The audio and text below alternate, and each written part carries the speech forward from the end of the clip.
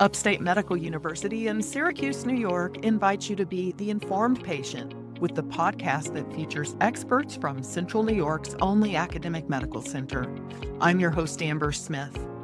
A shortage of mental health professionals and spotty insurance coverage leads to long waits and costly care in the United States. Artificial intelligence, or AI, is offering ways to fill the gaps in our mental health care system, but not without ethical concerns, especially for use in children. Here with me to talk about these concerns is Serife Tekin.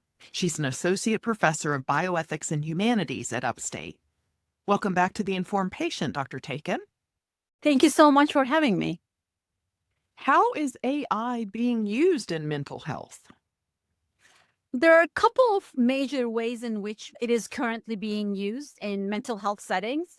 One is as a support mechanism, where there are several mood trackers that enable patients or individuals with mental health challenges to track their emotional states and to check in with this AI agent on a regular basis, which is then used in the clinical context as a way in which to engage with what has been happening with the patient during the time that the clinician has not seen the patient. And the second way that is being promoted is AI agent as a therapist in its own right. You basically download an app that purports to be a psychotherapist, and you engage in text-based conversations with this chatbot, and the chatbot provides cognitive behavior therapy type intervention or therapeutic methods in helping you respond to some of your mental health challenges. So the chatbot, is that in association with a real therapist, or is that just an app? Unfortunately, it's just an app. Developers basically develop these apps using what we call large language model based on various training data that is informed by different kinds of treatment methods. And then it becomes this conversational agent. And then when you're interacting with that particular chatbot. So it's not a person, there's no clinician on the other side. So you're just interacting with this little bot that's on your phone. But the mood trackers, those are used in between therapy sessions. Exactly. So mood trackers there are different varieties, and some clinicians might have their favorites. They basically recommend their patients. So I'm not going to be able to see you until next month. How about during this time, you record your moods and what's going on with you to this app and maybe get some suggestions from the app. But then that is used as a way to support the clinical encounter when they see the patient the next time. Well, how useful or effective are these AI devices in mental health care? So the first type, the one that is used in support of the regular clinical encounter, seem to be helpful. And it also enables the individuals to learn to help themselves as they are engaging with their emotions through that media. It's similar to, in a way, writing about your feelings and thoughts in a platform and then looking through your notes when you're talking to a clinician. So the kind of AI, the technology is secondary to the action that you're doing. That seems to be a fairly useful tool for at least individuals who are reflective enough about what's happening in their mental states. But the latter, the research is really not conclusive yet. So these technologies are developed primarily by companies who are basically making profit based on the sale of these chatbots. And there's not a lot of transparency as to how they train these chatbots or what kind of data is used. But some of them are getting some kind of approval to be used in mental health settings by organizations like Food and Drug Administration, and they are being used in a therapeutic manner. But we don't have conclusive research as to whether this mode of intervention is actually effective in treating mental disorders. There's some data that shows some improvement, people with maybe more minor mental health challenges, but even that is not conclusive because we don't know if it is the novelty of this device that's actually leading to maybe some positive changes. There are short-term studies, but we need long-term studies to see whether or not these tools are effective in treating different types of mental disorders. We might find, for instance, that they are helpful treating anxiety, but not very helpful in treating people with schizophrenia. So they really haven't been in use long enough to know that either. No, we don't know. It's very limited. It's actually very recent that one of these chatbots received a breakthrough device designation by the Food and Drug Administration, which then opens the door for running more clinical trials using these kinds of technologies before it's actually evidence-based and approved for general use, just like in other kinds of medical research that we conduct. But it's too early to say anything about their effectiveness. Now, why are bioethicists and pediatricians concerned about using AI for mental health care in children specifically? In addition to this technology being really new and not having been thoroughly vetted for effectiveness, in young people, when they do not have a sense of what it takes to see a therapist or clinician or how to engage or think about your own mental states, they do not have that developed self-awareness and awareness of the particular kind of challenges that they might be having. So they might think of the chatbot as a genuine agent or a friend, or they might just spend a lot of time with that technology at the expense of not opening up to their parents or friends or other people around them who care for them. That's the biggest risk. And also in typical mental health care settings that involve children, the clinicians work with the parents and the child together. So parents are always in the loop. Clinicians are always in the loop because you can't just help the child in the clinic, right? You need to maybe intervene in some kind of family dynamics and stuff. So involving the parents are very, very important. But also, if you want to help the child to apply some of the techniques that you're teaching them, it's really important to get parents' consent and involvement. But that is not the case in these AI chatbot agents. It's literally just between the teenager and the bot. So there's no one else in the loop. So if something is not going right in that setting, parents are not there to help to be able to intervene, or clinicians are not there to be able to intervene. This is Upstate's The Informed Patient podcast. I'm your host, Amber Smith. I'm talking with bioethicist Serife Tekin from Upstate's Center for Bioethics and Humanities about the use of AI in mental health care. Let's go over some of the potential pros and cons of AI in mental health. Do you worry about the lack of the human connection? I do. In fact, we don't know why psychotherapy works, but we know that it works. And one of the fundamental reasons that it's believed to work is that there's a human connection, there's a bond, a therapeutic alliance between the clinician and the individual who is receiving psychotherapy, but there's no such agent or a caregiver in this context of AI chatbot. Initially, it might make one feel like they're being listened to or heard, but once they realize that actually, unless they report verbally to this chat agent, there's nothing coming from the other side. So that is really worrisome. And things like empathy, being able to be present with the patient in the clinical setting is very important. These AI technologies put a lot of emphasis on verbal language that one types into their phone. But a lot of therapeutic encounter or clinical encounter happens when there's silence, when there's a pause, or when there's a really understanding nod or a smile. And those are the kinds of things that are really, really helpful for individuals in moments of mental health crises. And I don't see that AI being able to ever do that.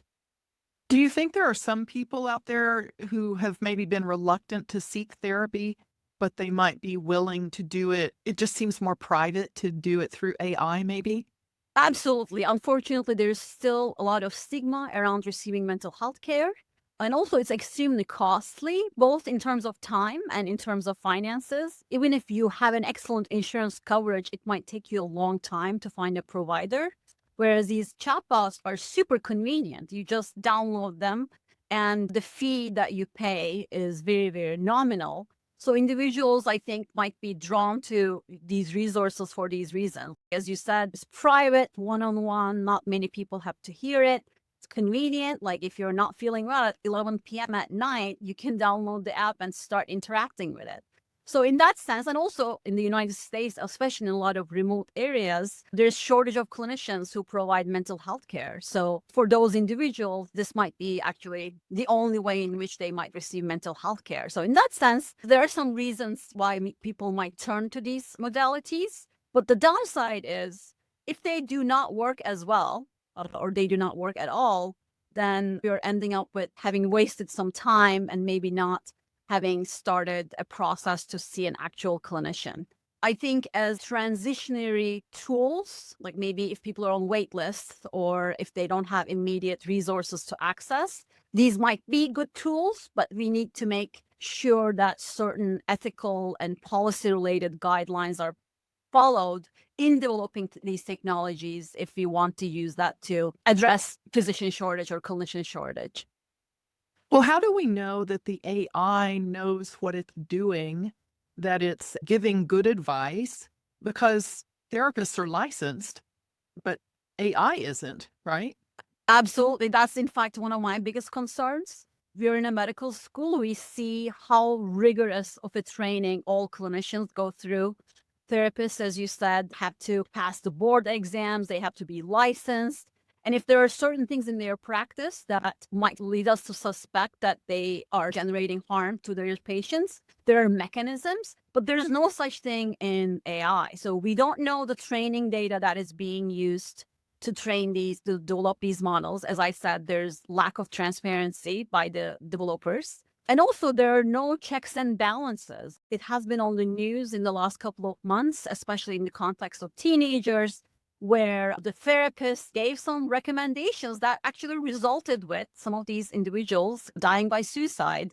Because again, there's no knowledge as to what exactly they're saying and how they are intervening, interacting with the individual.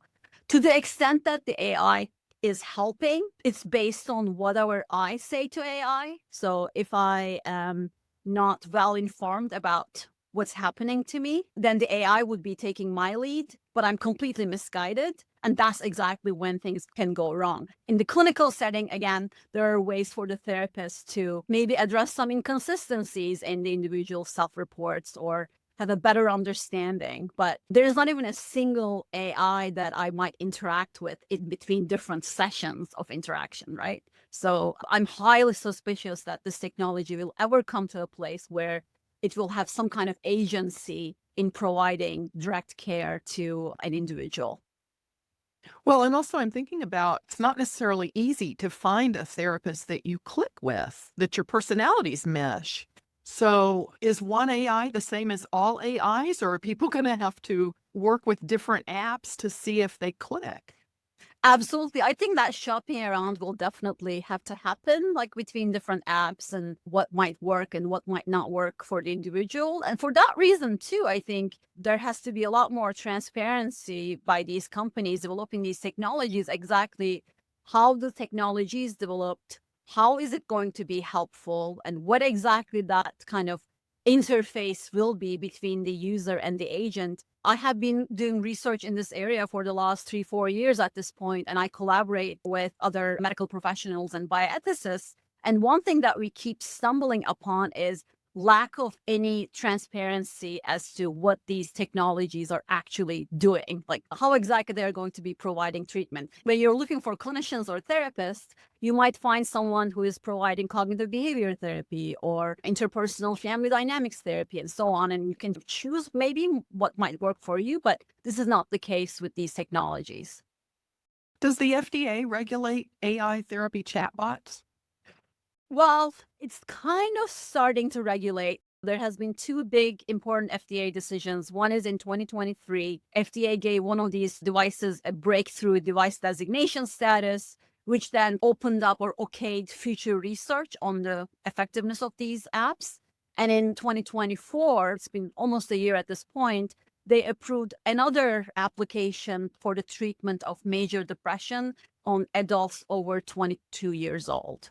And again, like we have to have an understanding of how and why the FDA approves certain tools or devices. If it has promise to address a important health-related problem where a full treatment is not available, then these tools are recommended to develop further for use.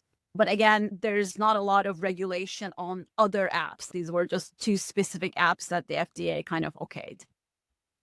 Are there regulations that you think would be really important to have in place? Absolutely. I think we need a more meta from the top regulation of what exactly these companies need to do to be able to sell their products in the marketplace and how they actually conduct their research and publish their results. In clinical research settings, a lot of studies proposals go through an institutional review board, especially those studies that are using human subjects as research subjects, and get various steps of ethics approval to conduct the research because there are lots of risks and when things go wrong. But this is not at all the case with any of these devices, any of these applications. If you Google, you will encounter many, many applications. They will all try to claim that they're providing the best kind of therapy out there, but there's no actual research, ethical or clinical research to back up that kind of claim. Are you concerned about privacy? I am.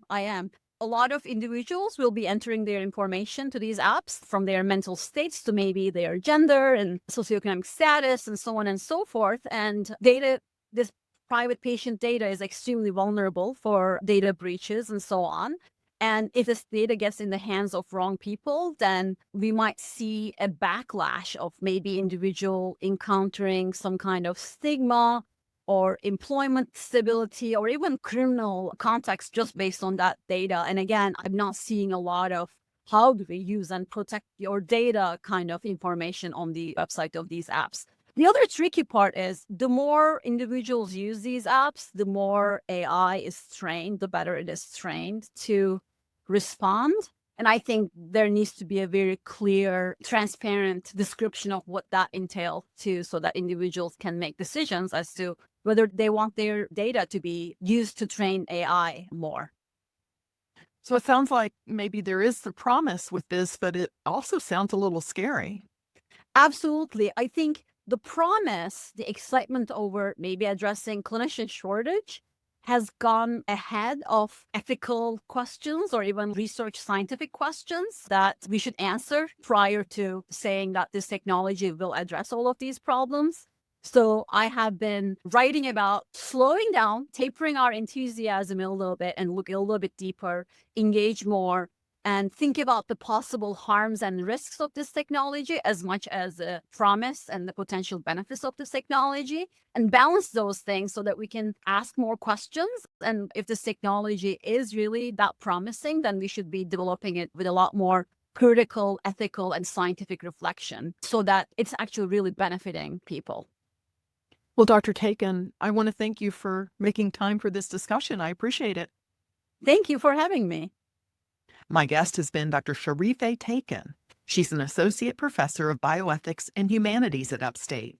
The Informed Patient is a podcast covering health, science, and medicine, brought to you by Upstate Medical University in Syracuse, New York, and produced by Jim Howe, with sound engineering by Bill Brokel and graphic design by Dan Cameron. Find our archive of previous episodes at upstate.edu/informed. If you enjoyed this episode, please invite a friend to listen.